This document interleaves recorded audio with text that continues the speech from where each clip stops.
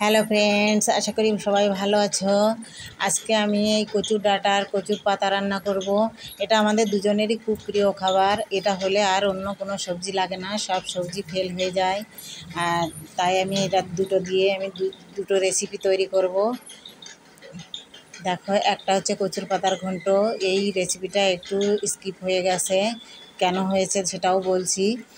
আর যা হোক, এটাতে আমি তেলের উপরে রসুন আর একটা শুকনো লঙ্কা ফোড়ন দিয়ে কচুর পাতাটা ঢেলে দিয়েছিলাম। তারপরে আমি লবণ, হলুদ আর কাঁচা লঙ্কা দিয়ে ঢেকে দিয়েছিলাম। তারপরেই দেখো এরকম হয়েছে। আর সামান্য একটু দেরি লাগবে, তারপরেই ঘন্টটা একটু ঘেটে ঘুটে আমি নামিয়ে দেব। যা হোক, একটু সময় লাগবে। এবারে আর একটু সময় একটু ঢেকে রেখে দেব, তারপরেই আমি ঘন্টটা নামিয়ে দেব। আর তারপরে কি রান্না করব, কচুর ডাঁটা দিয়ে, আলু দিয়ে আর মাছ দিয়ে রান্না করব। দেখো, আলু কেটে রেখেছি, এখানে রসুন থেতো করে রেখেছি, আর কিছু লঙ্কাও চিড়ে রেখেছি। এটা দিয়েই আমি তরকারিটা রান্না করব। তেলের উপরে আমি রাঁধুনি সোমবারা দিয়ে দিলাম, আর দিয়ে দেব থেতো করা রসুন।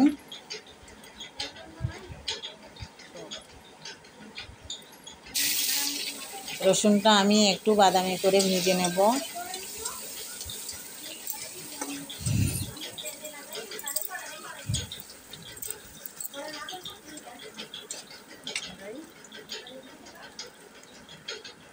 এবার আমি আলুগুলো দিয়ে দিলাম, আলুর সঙ্গে কাঁচা লঙ্কা চেরাও দিয়ে দিলাম। সামান্য একটু লবণ, হলুদ দিয়ে আমি আলুটা একটু ভেজে নেব।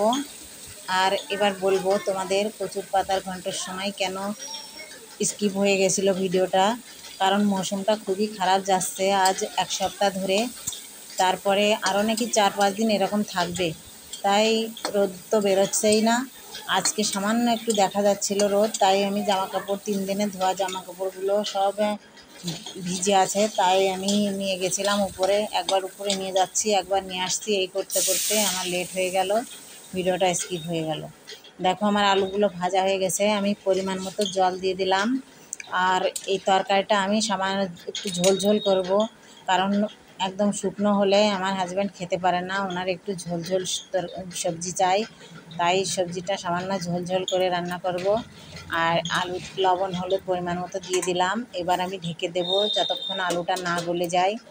আলুটা গলে গেলে আর তরকারিটা ফুটলে মাছগুলো দিয়ে দিয়েছি, আর সেই সঙ্গে আমি ডাঁটাগুলো দিয়ে দিলাম। ডাঁটাগুলো একটু নেড়ে চেড়ে আমি কিছুক্ষণের জন্য ঢেকে দেব। ফ্রেন্ডস, তোমাদের কার এই কচুর ডাঁটা ভালো লাগে কমেন্ট করে অবশ্যই জানিও। দেখো, আমার কচুর ডাঁটাটা সামান্য একটু শক্ত আছে। আমি আর একটু সময় হালকা আঁচে ঢেকে দেব, তারপরে রান্নাটা কমপ্লিট হয়ে যাবে। দেখো, আমার রান্নাটা একদম কমপ্লিট।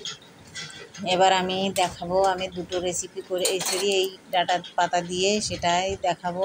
দেখো, আমার ঘন্টটাও রেডি হয়ে গেছে, আর এদিকে তরকারিটাও রেডি হয়ে গেছে। যাই হোক, তোমাদের কার ভালো লাগে কচুর ডাঁটার ঘন্ট কমেন্ট করে অবশ্যই জানিও। বাই।